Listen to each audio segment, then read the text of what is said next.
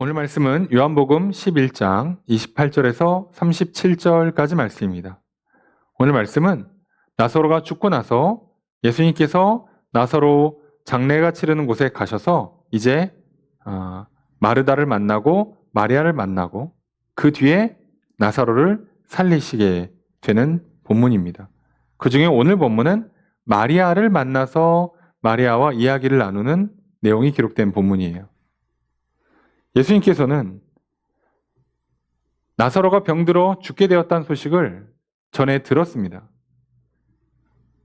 예수님께 소식을 전할 정도라면 진짜 심각한 병이었다는 뜻이고 위독하다는 이야기예요. 예수님은 그걸 뻔히 알면서도 일부러 가지 않으십니다. 그러면서 제자들에게 이것은 하나님께 영광을 위함이다 라고 하시면서 시간을 가지 않으세요. 그리고 너희의 믿음을 위함이다 라고 하면서 가지 않습니다. 그리고 이틀 시간이 지난 뒤에 예수님께서 가려고 하십니다. 그러면서 뭐라고 말씀하시느냐? 내 친구 나사로가 잠들었다. 가서 그를 깨우자 하여. 예수님 분명히 나사로가 죽지 않았다고 그랬어요. 근데 사람들은 또 못 알아듣고 실제로 죽었는데 그 얘기를 못 알아듣고 그런가 보다 하니까 아니 죽긴 죽었어. 내가 다시 살릴 거야 라고 말씀하시는 거예요. 제자들이 계속 못 알아듣습니다. 그리고 이제 도착하셔서 먼저 마르다를 만나게 돼요. 베다니에 와서 마르다를 만나니까 마르다가 뭐라고 얘기하냐면 요한복음 11장 21절에 보면 주께서 여기 계셨더라면 내 오라버니가 죽지 아니하였겠습니다. 이렇게 말을 해요. 근데 오늘 이 말은 32절에 마리아가 한 말과 똑같습니다. 주께서 여기 계셨더라면 내 오라비가 죽지 아니하였겠나이다. 이들은 지금 예수님이 병을 고치고 불치병, 죽을 병도 고칠 수 있는 분이라고 믿기 때문에 이렇게 얘기하는 거예요. 근데 지금 뭐를 못 믿고 있냐면 죽은 자를 살린다는 걸 못 믿는 거예요. 그럴 수 있다는 걸. 그래서 이들은 그 믿음이 없기 때문에 예수님이 오셨는데 물론 이들은 예수님이 깨우러 온다는 얘기는 못 들었죠. 그러니까 모르지만 예수님께서 하나님의 아들이시라면 병자만 고치는 게 아니라 죽은 자도 살릴 수 있다. 아니 엘리야 같은 선지자도 엘리사 같은 선지자도 죽은 사람을 살리는 판에 하나님의 아들이신 예수님이 그걸 못할까? 그걸 믿었다면 이렇게까지 절망할 게 아니라 오히려 간구했을 거예요. 그 슬픈 마음을 뒤로 하고 전능하신 하나님의 아들이시지 않습니까? 죽은 나의 오라버니를 살려줄 수 있지 않습니까? 좀 부탁드립니다. 라고 할 텐데 뭐라고요? 여기 계셨더라면 안 죽었을 텐데 병들었을 때 고쳤더라면 안 죽었을 텐데 이제 죽어서 끝났구나. 그리고 대성통곡을 합니다. 근데 이건 마르다도 똑같고 마리아도 똑같아요. 다 대성통곡을 해요. 왜? 끝났으니까 진짜. 이제 진짜 끝났으니까. 며칠만 일찍 오시지. 여러분 마리아나 마르다가 어떻게 보면 상식적인 생각을 하는 거예요. 논리적인 생각을 하는 거입니다. 그럼 놀랍게도 틀렸어요. 왜요? 저들의 상식과 논리라는 건 예수가 그리스도라는 믿음에 근거하지 않고 있어요. 저들은 죽은 사람은 절대로 다시 살아날 수 없다라는 믿음 하에서 생각을 하고 있잖아요.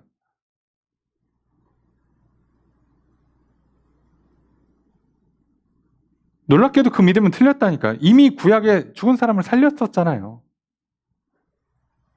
죽지 않기도 하고 노아나 모세나 엘리야처럼 아예 죽지도 않고 죽은 사람도 살리고 엘리야나 엘리사는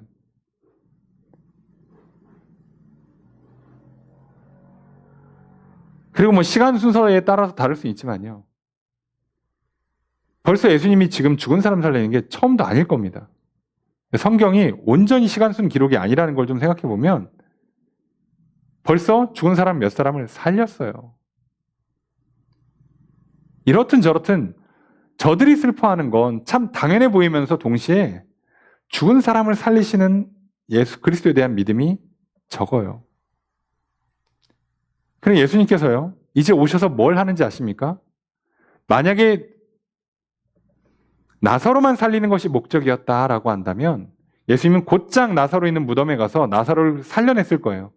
근데 오셔서 누구부터 만나요? 마르다, 마리아를 만나십니다. 그리고 마르다한테 했던 얘기가 뭐냐? 우리가 앞서 보면 11장 23절에 예수님 뭐라고 하시냐면 내 오라비가 다시 살아날 거다. 그래서 마르다가 뭐라고요? 부활의 순간에 다시 살아나는 거 저도 압니다. 그렇게 믿습니다. 예수님께서 뭐라고 하냐면 내가 부활이고 생명이다. 나를 믿는 자는 죽어도 살겠고 살아서 믿으면 죽지 않는다.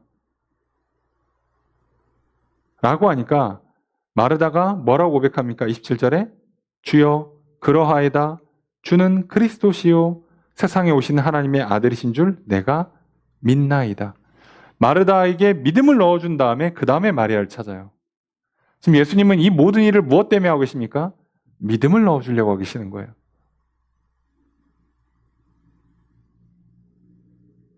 가장의 역할을 하고 있던 오빠의 죽음, 가족의 죽음 앞에 그 절망의 순간조차도요. 하나님 우리에게 슬픔을 위로하는 것보다 더 중요한 건 믿음을 가지라는 거예요. 잔인하지만요. 우리 인생 살면서 슬플 일이 참 많습니다. 죽음이나 상실의 고통이 늘 찾아옵니다. 그거 없는 인생이란 건 있지 않아요. 그래서 하나님은 죽음을 없애시거나 슬픔을 없애시거나 상실을 없애시는 게 아니에요. 그걸 이길 수 있는, 그걸 감당해낼 수 있는 믿음을 넣어주시는 겁니다. 그리고 필요하다면 얼마든지 병도 고치고 죽은 사람도 살리시는 거예요. 그래서 예수님께서 먼저 하시는 작업은 이 한 사람 한 사람에게 찾아가셔서 믿음을 넣어주고 계십니다. 오늘 본문은 마리아예요. 마리아에게 가서 부르세요. 마리아 급히 갑니다. 마리아가 막 후다닥 뛰어나가니까 사람들이 또 무덤에 가서 또 곡하나 보다 해서 다 같이 뛰어나와요. 근데 마리아가 예수님 만납니다. 32절에 보니까 뭐라고 말하냐면 주께서 여기 계셨더라면 내 오라비가 죽지 않았을 겁니다. 33절에 보면 마리아가 울죠. 유대인들은 울죠. 그래서 예수님이 심령에 비통히 여기시고 불쌍히 여기세요. 마음이 씁쓸한 거예요. 이런 죽음과 상실을 겪을 수밖에 없는 인간의 그 고통이 씁쓸하기도 하고 또 뭐예요? 못 믿기 때문에 저 슬픔이 배가 된단 말이에요. 안 그래도 슬픈 인생인데 그 슬픔을 다스릴 수 있고 이겨내는 게 아니라 슬픔에 잠식당해요. 너무 슬퍼. 너무 통곡해. 그 모습을 보면 마음이 씁쓸하고 불쌍한 마음이 드시는 거예요. 그렇잖아요. 믿음이 없어서 2배로 3배로 고통당하는 사람들 얼마나 예수님 보실 때 안타깝겠어요. 그래서 예수님 울고 계십니다. 울어요. 그 마음이 너무 안타까워서. 여러분, 우리가 믿음으로 설 때 하나님 기뻐하시고요. 우리가 믿음 없을 때 하나님, 예수님 눈물을 흘리십니다. 얼마나 불쌍해요, 우리가. 슬픔을 이겨내지 못하고 삶의 무거운 짐을 짊어지지를 못하고 그거에 눌려가지고 살고 괴로워 살고 울며 살고 낙심하며 살고 시기 질투하고 미움 다툼하며 사는 인생을 보면 얼마나 가슴이 아프시겠어요. 그렇게 살라고 준 생명이 아닌데 그렇게 살기에는 오늘 하루라는 시간이 너무 귀한데 그렇게 시간을 허비하면 생명이 날아가고 있는 저들을 볼 때 얼마나 가슴이 아프시겠어요. 근데 그렇게 살아요. 돈 조금만 생겨보세요. 명품에, 외제차에, 해외여행에 정신 못 차립니다. 하나님께서 우리에게 그러라고 주셨을까요, 돈을? 살다가 좋은 옷도 한 벌 살 수는 있겠죠. 살다가 해외여행도 한번 갈 수는 있겠죠. 그게 진짜 우리를 행복하게 할까요? 아니요. 우리가 참된 믿음을 갖고 참된 소망을 갖고 제대로 사랑하면서 살면 그런 것과 상관없이 참으로 행복한 인생이 됩니다. 하나님 우리에게 그런 삶을 살라고 하시는데 우리는 정작 돈을 쫓고 돈 많아서 행복하다고 착각하고 사실 행복하지도 않죠. 돈 많은 사람 잠 잘 자는 것도 아니죠. 그렇다고. 소화 잘 되는 것도 아니지. 무병장수하는 것도 아니죠. 돈 없는 사람은 돈 없는 사람대로 괴롭죠. 다 그러고 있으니 그걸 보고 있는 하늘 보좌 우편에서 그걸 보는 예수님은 얼마나 마음이 안 좋으시겠어요. 왜 그렇게 사니? 근데 더 문제는 예수님이 눈물을 흘리시니까 사람들이 뭐라고요?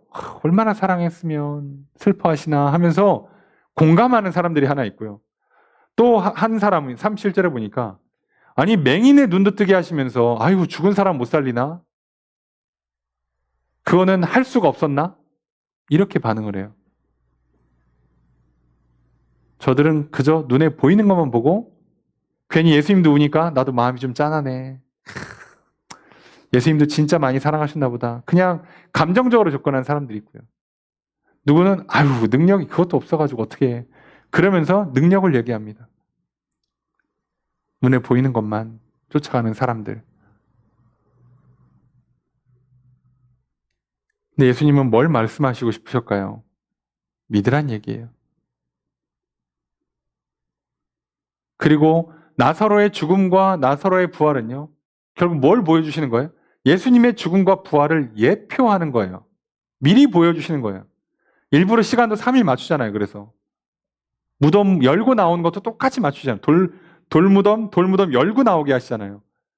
나사로도 그 칭칭 감은 그 그러니까 삼배로 쌓은 그것을 이렇게 흐트러뜨리면서 와요. 이렇게 풀어지면서. 근데 예수님은 어떻게 된다고? 예수님도 쌌던 그 옷이 가스라니 무덤에 있죠. 완전히 예표하려고 하시는 거예요. 그런데 지금 아무도 믿질 않아요. 얘기를 해도. 그 믿음 없기 때문에 이 과정이 뭔지 이해도 안 되지, 혼란스럽지, 괴롭기만 하지, 슬프기만 하지. 근데 문제는 슬픔이 배가 된단 말이에요. 고통이 배가 된다고. 지금 반으로 줄여도 시원치 않을 판에 고통과 슬픔이 2배가 된단 말이에요. 그럼 이게 우리가 인생을 살아갈 때 있어서 진짜 다뤄야 되는 중요한 문제입니다. 여러분, 예수님 이 땅에 오셔서 우리에게 뭘 말씀하세요? 내가 하나님의 아들이라고 믿어라. 내가 십자가에 달려서 너희의 죄를, 죄값을 다 치렀다고 믿어라. 너희가 이제부터 내 보혈로 씻으면, 내 이름을 부르면 하나님이 너희를 만나준다고 믿어라. 믿으면 가서 기도해. 믿으면 가서 예배드려. 그거 해. 라고 말씀하시는 거예요. 오늘 우리가 또 한 주를 시작합니다. 또 한 주의 삶이 무거울 수 있죠. 지치신 분들도 있을 거고요. 괴로우신 분들도 있을 거고요. 슬픈 분들도 있을 거예요. 비교하고 그것 때문에 시기 질투나 또는 낙심이 생기기도 하고요. 불평, 원망이 생기기도 하고요. 또는 안심하면서 자랑하는 교만한 마음이 생기기도 합니다. 여러분 절대 그렇게 한 주를 살아가지 않기를 부탁드립니다. 그러라고 주신 생명이 아니에요. 왜 귀한 시간, 귀한 생명을 그렇게 씁니까? 믿음, 소망, 사랑으로 살아도 지금 하루가 시간이 아까운데 왜 우리가 그렇게 시간을 날리겠어요? 왜 생명을 허비합니까? 오늘